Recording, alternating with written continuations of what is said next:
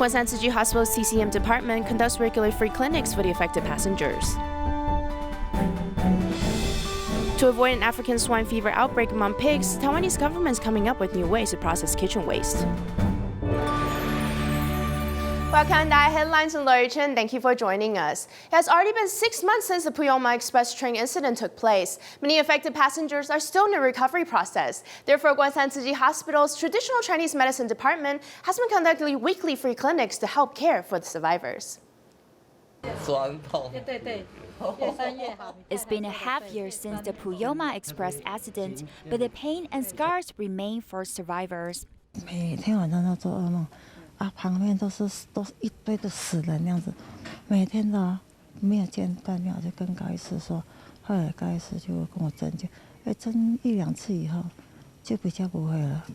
After the incident last year, Kuanshan Tzu Chi Hospital borrowed a space from the Taidong City Maternity Clinic to conduct weekly traditional Chinese medicine free clinic. It's expected to last till this June.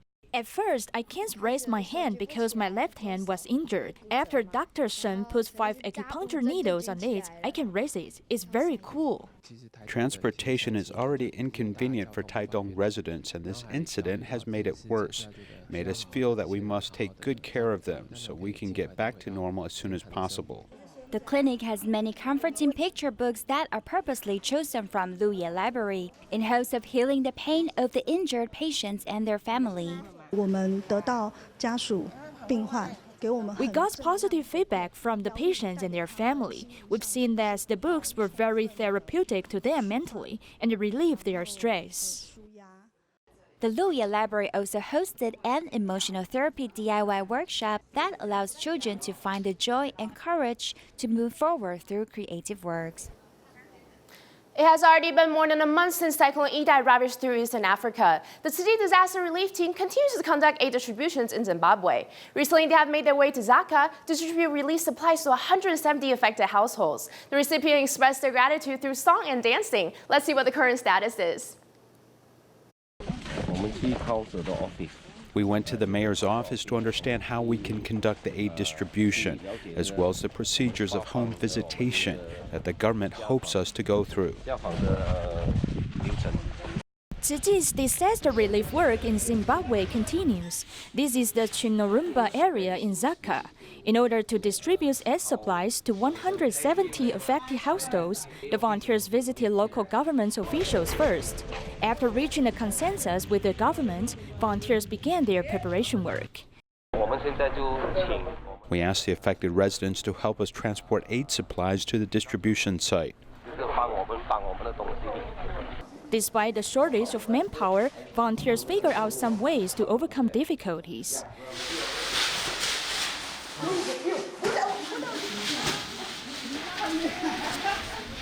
The distribution was conducted under a big tree. After transporting rice to the venue, the affected residents sat under the tree, waiting to receive help.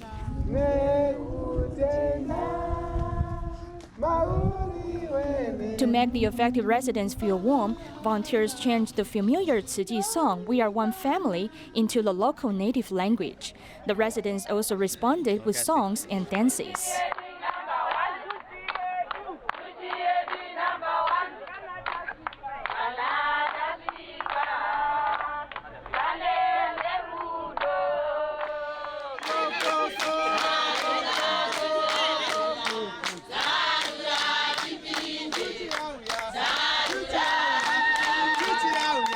The volunteers and affected residents overcame language barriers this way. They were just like one big family. Under a joyful atmosphere, the residents received aid supplies and love from global Tzu Chi volunteers. I'm very thankful to Dharma Master Zheng Yan and Tzu Chi volunteers. The aid supplies they brought to us are of great help to us. I feel very grateful. I hope you can continue to help Zimbabwe and other countries in need. With Tzu Chi's disaster relief, the Chinorumba area is now full of love and hope and has restored its vitality.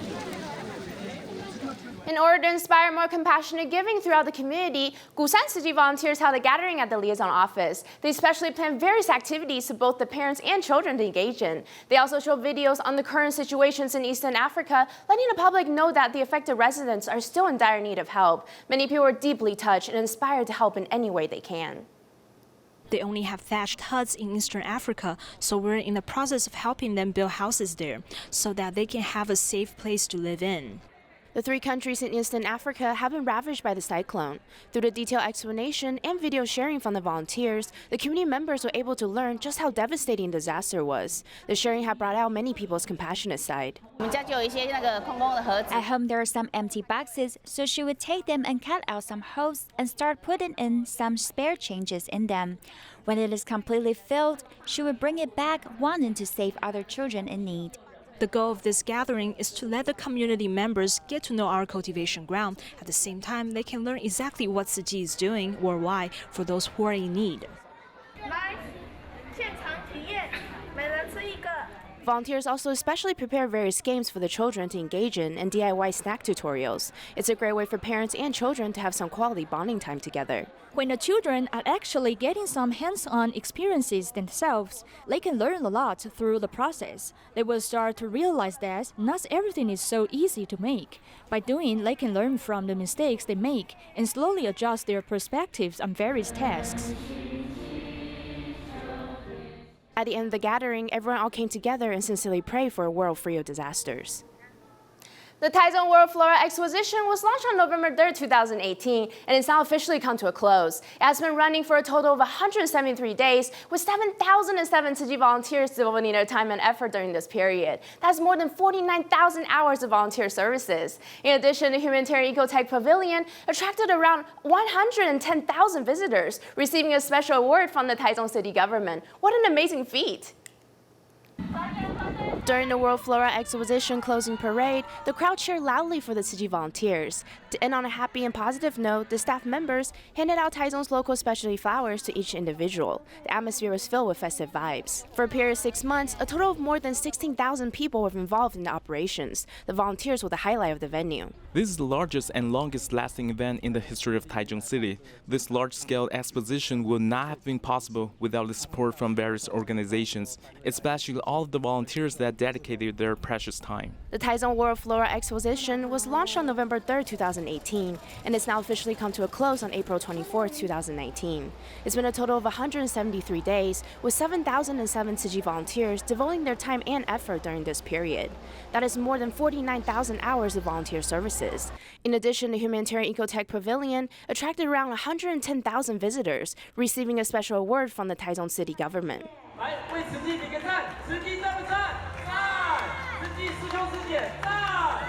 Tzu Chi volunteers are very special. The general volunteers will receive a stipend for their hard work. However, Tzu Chi volunteers are dedicating their time and efforts completely without asking anything in return. Environmental protection is something that is sustainable. The concepts will continue on. The idea of recycling is a daily routine. Even though the Flora Expo is coming to a close, our environmental protection efforts will continue to be spread throughout the community.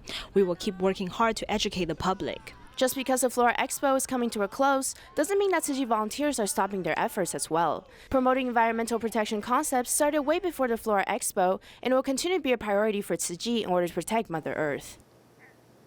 In continuous preparations and welcoming Tzu Chi's 53rd anniversary, Tzu Chi volunteers in Taipei invited 222 people to return back to the Jingsi abode to participate in the ongoing annual pilgrimage. Among the participants was an overseas student from Germany. This is actually his second time participating in the pilgrimage. I I'm Stefan Kuoka, and I come from Germany. I'm currently studying at the Graduate Institute of Religious Studies at the National Zhenji University. This is my second time participating in the pilgrimage at Hualien. In the beginning, I did not know much about the pilgrimage process in Buddhism. But after I came to Taiwan to experience it in person, I've learned how to properly conduct a pilgrimage, and also learned the deeper meanings behind it. Through a friend's recommendation, Stefan Kukoka took the train to Hualien to participate in the annual pilgrimage once again. During the pilgrimage, there were also the elderly among the participants, cultivating both their minds and willpower. The senior, who has mobility issues, also came to take part, with the companionship of his relatives and friends. Liu Fengrong, who suffered from a stroke 2 years ago, received much positive energy upon seeing the familiar volunteers. 有机會愛點出來啦，你要出來愛先通知啦，好啦，小弟之後我都發動大家出來給你迎接。The participants' minds and souls have been refreshed during their stay at the Tzu Chi spiritual home. Dharma masters at the Jinsi abode encourage everyone to be pure at the source and to cherish their blessings, so that they can continue to help all the people in need.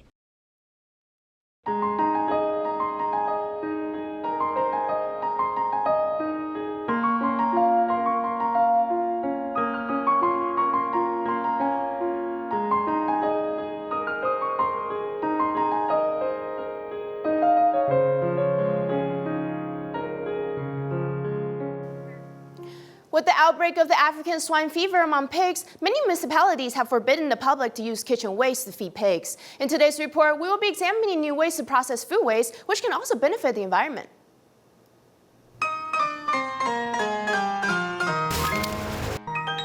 This is the Shipai Park in Taipei. Every evening, the sanitation team collects food waste here. According to the statistics from the Environmental Protection Administration, the city of Taipei recycles 180 tons of food waste every day. This is enough to fill 30 garbage trucks. Many wonder, where does this food waste go and how is it used? In fact, our current recycling of kitchen waste each year is about 550,000 metric tons, of which 340,000 metric tons, or about 62%, is sent to pig farms as feed. The remaining parts that cannot be fed to pigs, such as peels and vegetables scraps, are used for composting. 当前全国非洲猪瘟疫情仍然处于点状。 Global spread of African swine fever now includes China and Southeast Asia. Suddenly, kitchen waste to feed pigs is now at risk of spreading the epidemic. After heating for 1 hour, it is sent to a cooling tank and then delivered to the pig farm. Although the current practice has a high temperature boiling point, there is still a potential loophole, potential quarantine. After the foot and mouth epidemic in 1991, the direct losses reached 40 billion NT dollars, and the indirect losses amounted to 100 billion NT dollars. If African swine flu can't be stopped from coming to Taiwan, the damage will be hard to estimate. The greater Taipei area produces a large amount of food waste every day, but there are only 9 pig farms in Taipei City. Most of this feed is sent to neighboring New Taipei City and Taoyuan City. In the south, this is sent to Pingdong County, which is known as a county for raising pigs. When all these counties and cities banned kitchen waste to feed pigs, a sort of food waste war began. According to emergency responses from the EPA, because of the ban on feeding kitchen waste to pigs, there are only 3 short-term methods to manage it. The first is composting, the second is landfill, and the third is incineration. Once we assume that we will ban the cooking of kitchen waste for pig feed, we will also put more restrictive regulations in place when it comes to disposing in landfill. Landfill typically encounters problems that it is difficult to find land and ensure there is no soil contamination. As for incineration, many worry it will produce toxic dioxin and affect the life of the incinerator. It is precisely because landfill and incineration are not a good solution that composting has become a priority for the EPA's emergency response. A large amount of compost requires lots of space, and to this compost it takes time for microbes to decompose and decay the waste. During the months when it is stacked and stored, the stench and the impact on the surrounding environment need to be considered. We can now optimize the composting plant. We set up a dewatering facility in the composting site. After the crushing and dewatering facilities are set up, the kitchen waste becomes relatively dry, and the time of the composting process can be shortened. In general, a composting facility can process 10 metric tons of kitchen waste per day, requires an acre of land. Therefore, due to the African swine flu, a longer-term solution is needed. One promising technology is using kitchen waste to generate electricity.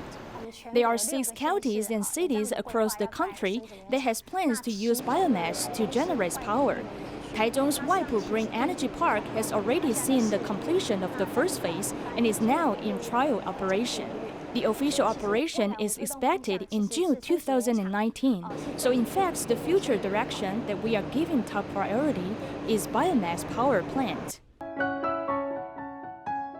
Regardless of whether it takes 100 billion NT dollars to build a biomass energy power plant, 6 biomass energy plants are scheduled for completion in Taiwan in 2022.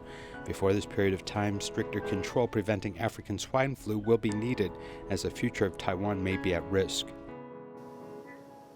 In China, Shenzhen Tzu Chi volunteers started to promote recycling in various parts of the city around half a year ago. Now more and more stores have been inspired by their efforts and started to store their own recyclable goods as well.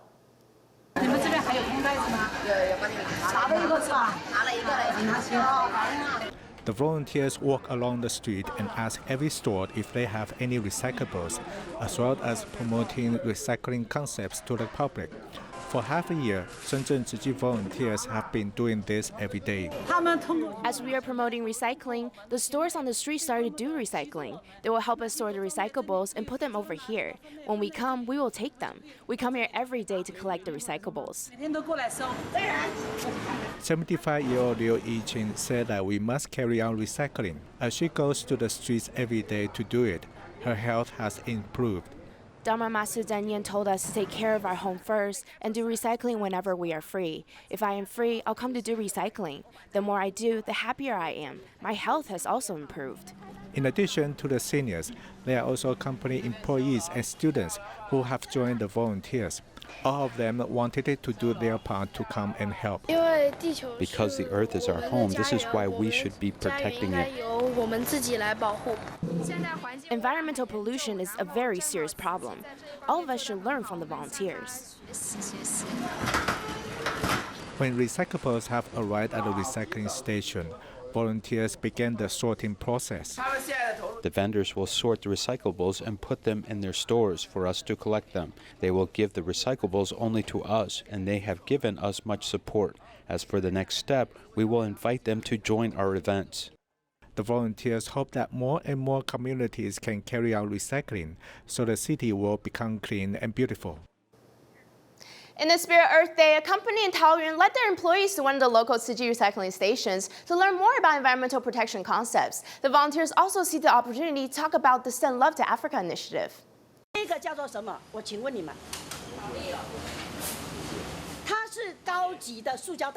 When they hear it is the material for fruit from sleeve, they all look on in disbelief. To support the Earth Day, the executive of a company leads the employees to the Tzu Chi recycling station to learn about recycling. Plastics can be divided into many types and they can be recycled. They divide plastic bags into 3 types, and then they further divide them into more categories. Liang Weishou never recycles, but after sorting the recyclables, he changes his perspective. At home, I always put plastic bags into the trash can, and they are burnt in the incinerator. Then later I found out if plastic bags can be recycled, they can be used in many ways, and our earth will become clean.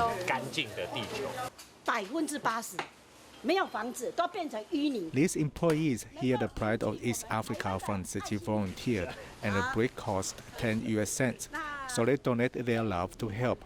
On this Earth Day, the company executive and employees learn a lot about recycling and also decided to change their ways about using plastic bag.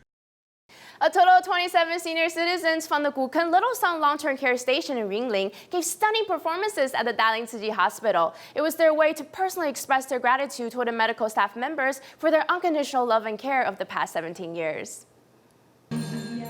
27 grandmas and grandpas whose total age was over 2,000 years are performing with pots and pans. They've practiced for a month to thank hospital volunteers for their care and companionship over the past 17 years. Tzu Chi brothers and sisters really care about our seniors here. We've been coming to accompany these elderly every Tuesday afternoon since July 2002. We're like their children that bring warmth to them. Volunteers guided the seniors to paint a colorful picture on the wall with their thumbs. This is the most beautiful memory of their 17-year-long friendship. Brothers and sisters often lead them in making artwork, teaching them sign language songs, and leading them to exercise. Our seniors here really enjoy these activities. This helps improve their mental and physical condition. Although some of the seniors suffer dementia and physical deterioration, but as long as they have companionship from volunteers, they can find comfort and happiness. In recent years, the walking backwards method has become quite popular. However, doctors warn this walking method isn't suitable for everyone, especially when it comes to the elderly population. Once you fall, you will lose more than you gain. Let's check out the report. When I'm walking down the stairs, it feels like needles are pricking me. Every step is so painful. When one goes down the stairs, their knees will bend repeatedly. For Ms. Zhen, who suffers from degenerative arthritis of the knee, every step she took was painful. Then she changed her walking method. I once heard about people walking backwards. I gave it more thought than I thought. Yeah, that makes sense. Walking this way will lessen the pressure on my knees. Using this new method for a year now, the pain has dramatically lessened. You can grab the handrail and slowly make your way down the stairs. It's because you are using a different muscle group, so the symptoms from walking normally will not be triggered as much. This is a compensatory way.